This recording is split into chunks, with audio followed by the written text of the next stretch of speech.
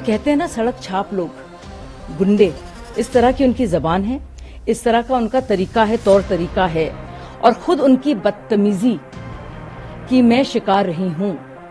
और जलील करने में अरविंद केजरीवाल की यही स्ट्रैटेजी है।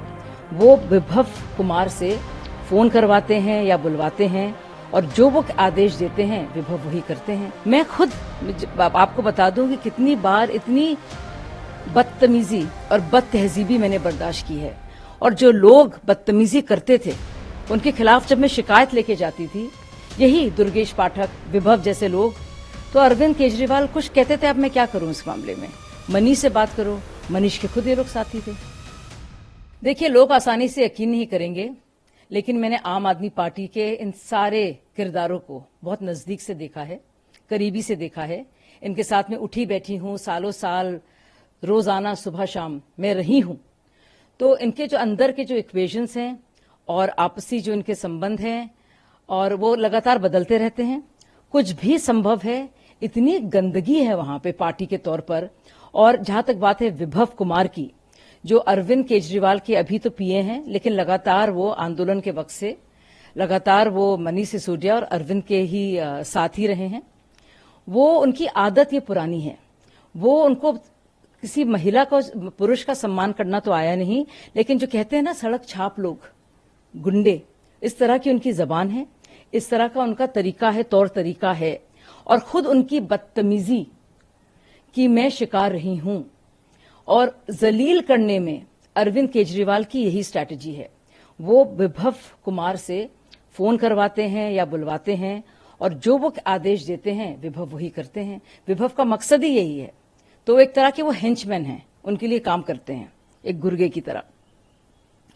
दूसरी बात, एक महिला जो सांसद है, जो पुरानी साथी रही है, और तो और जो DCW, Delhi commission for women की अध्यक्ष रही है, वो इस तरह के इल्जाम लगा रही है। सोचिए क्या हाल होगा और महिलाओं का जो इस कदर ऊंचे पद पर भी नहीं है, और किस तरह के लोग हैं और क्या उनकी मानसिकता है। और ये बात पहले बार हुई है ये भी नहीं है। पहले भी आपने देखा था किस तरह से जो अंशु प्रकाश थे, पूर्व मुख्य सचिव, उनके साथ भी मारपीट हुई थी। मैं खुद आपको बता दूं कि कितनी बार इतनी बदतमीजी और बदतहजीबी मैंने बर्दाश्त की है। और जो लोग बदतमीजी करते थे उनके खिलाफ जब मैं शिकायत लेके जाती थी, यही दुर्गेश पाठक, विभव जैसे लोग, तो अरविंद केजरीवाल कुछ कहते थे, अब मैं क्या करूं इस मामले में, मनीष से बात करो। मनीष के खुद ये लोग साथी थे। तो ये पहली बार नहीं हुआ है, और अभी स्वाति के साथ ही हुआ है। काश स्वाति पहले बोलती जब हम लोगों के साथ ही हो रहा था। लेकिन इनकी असलियत और इनका असली जो चरित्र है और जो चेहरा है वो बेनकाब हो रहा है। परतें लगातार हट रही हैं, और जो असली में ये हैं वो साफ सबको दिख रहा है। बहुत ही तकलीफदेह है ये। सोचिए कि सीएम के कहने पर, सीएम की मौजूदगी में बाकायदा उनका पीए विभव, जो सबका पुराना साथी भी रहा है, क्योंकि आंदोलन के वक्त से पहले से परिवर्तन और कबीर जो एनजीओज थे वहां से वो काम करता आया है। तो अब पूरी की पूरी सत्ता इन लोग ने हथिया ली है। अपने ही लोग सब कुछ देखते हैं, दफ्तर के कामकाज देखते हैं। तो ये बहुत ही अफसोस और शर्मनाक बात है कि एक महिला सांसद जो पार्टी की पुरानी साथी रही है, वो इस तरह के गंभीर इल्जाम लगा रही है। और सोचने वाली बात है, और हैरत इस बात की है कि सीएम के घर में, सीएम की मौजूदगी में, उन्हीं की पुरानी साथी जो अभी मौजूदा दौर में सांसद है, जो डीसीडब्ल्यू की अध्यक्ष रही है, वो इस तरह के इल्जाम लगा रही है। सोचिए क्या हाल होगा और महिलाओं का जब स्वाति मालीवाल के साथ ऐसा हो सकता है। और ये बात कोई भी नई नहीं है, ये पहले भी हो चुका है। मैंने इसका जिक्र कई बार किया है। विभव कुमार का यही काम है, और वो पीए हैं, लेकिन वो इस्तेमाल किए जाते हैं अरविंद द्वारा।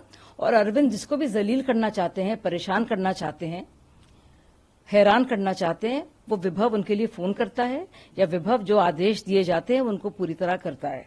उसका यही काम है। और आप देखिए कि यही दुर्गेश पाठक, विभव कुमार, इस तरह के लोग हैं जो इतने करीबी हैं अरविंद केजरीवाल के। स्वाति मालीवाल, बाकायदा उनका जो फोन आता है तो वो सीएम के घर पे थी, और ये कह रही हैं कि विभव ने मारपीट उनके साथ की है। काश कि स्वाति मालीवाल पहले और औरतों के लिए भी बोलती, क्योंकि हम सब लोगों ने इसको झेला है। और विभव कुमार की बदतमीजी को, बदसलूकी को और जलील करने की आदत को मैंने खुद बर्दाश्त किया है। वो इतना, मैं क्या बोलूं, जब सड़क छाप के जो लोग होते हैं, जिस तरह से उनकी भाषा शैली है, जिस तरह से उनका तौर तरीका है, जिस तरह से वो बात करते हैं, तो वो उस तरह के इंसान हैं। तो बहुत ही निहायत बदतमीज किस्म का, बदमाश किस्म का इंसान है विभव कुमार, और शायद इसीलिए उसको रख रखा है, शायद इसीलिए वो लोगों से मिलवाता है केजरीवाल जी को, या अलग रखता है। उनका यही मकसद है, इसीलिए उनको पीए बनाया है और उनके खास रहे हैं वो अरविंद केजरीवाल के। तो ये बहुत ही शर्मनाक बात है। मैम, स्वाति मालीवाल ने पीसीआर कॉल भी किया था, पुलिस भी जांच में जुटी हुई है, क्या कहना है आपका? देखिए, पुलिस को संज्ञान लेना चाहिए, वो मोटो कॉग्निसेंस लेनी चाहिए और जांच करनी चाहिए। सोचिए क्या कुछ होता होगा। अब पुलिस सीएम बंगलों के अंदर तो जा नहीं सकती, तो जाहिर है इसको इन्वेस्टिगेशन करने की जरूरत है। स्वाति मालीवाल की फोन कॉल्स आई हैं, इस बात की तस्दीक हो गई है ऑलरेडी। बाकायदा वो थाने भी गई हैं और शिकायत उन्होंने शायद लिखाई नहीं है, लेकिन उसके बारे में उन्होंने जिक्र किया है। अंदर मालूम नहीं अभी क्या चल रहा है, लेकिन अरविंद केजरीवाल चुप क्यों हैं? आतिशी मर्लिना को नहीं बोलना चाहिए, हर बात पे तो आकर बोलती हैं। अभी तक प्रमाण नहीं दे पाई कि क्यों, किस तरह से उनको खरीदा जा रहा था, रिश्वत दी जा रही थी। इतने संगीन मामले पर, इतने संजीदा मामले पर आतिशी चुप क्यों हैं? केजरीवाल चुप क्यों हैं? इंडिया अलायंस के सारे पार्टनर्स चुप क्यों हैं? एक महिला सांसद के साथ सीएम के घर के अंदर सीएम के ओएसडी द्वारा सीएम की जांच पर मारपीट होती है, पीसीआर पर फोन आते हैं और अभी तक कोई खामोशी पूरी तरह से। एक भी बयान केजरीवाल की तरफ से, आतिशी मर्लिना की तरफ से, सौरभ भारद्वाज की तरफ से, संजय सिंह की तरफ से या इंडिया अलायंस के सारे भी साथियों की तरफ से अभी तक नहीं आया है। माधवी लता वाले प्रकरण पे आपके रिएक्शन चाहिए? माधवी लता जी एक उम्मीदवार हैं, वहां की कैंडिडेट हैं, एक महिला हैं। वो अनुरोध कर रही हैं किसी बुरके वाली से कि आपकी आइडेंटिटी देखनी है, और उसका पूरा हक होता है कि आपके भी की आइडेंटिटी से लेकर कहीं खिलवाड़ ना हो। और ऐसा हुआ है कई बार कि गलत तरीके से, गलत चेहरे को ढककर गलत तरह से वोटिंग हुई है, तो उनका पूरा अधिकार है कि वो आइडेंटिटी को मैच करा रही हैं और देख रही हैं कि बिना मास्क के, बिना नकाब के कौन वो शख्स है, उसका उनको पूरा अधिकार है। इस मुद्दे को इतना तूल देना, बावजूद इससे कि इसका कुछ लेना देना नहीं है, किसी तरह से अपमान करने की किसी को कोई मंशा नहीं है, ये पूरी तरह से उनके अधिकारों के तहत ये बात आती है।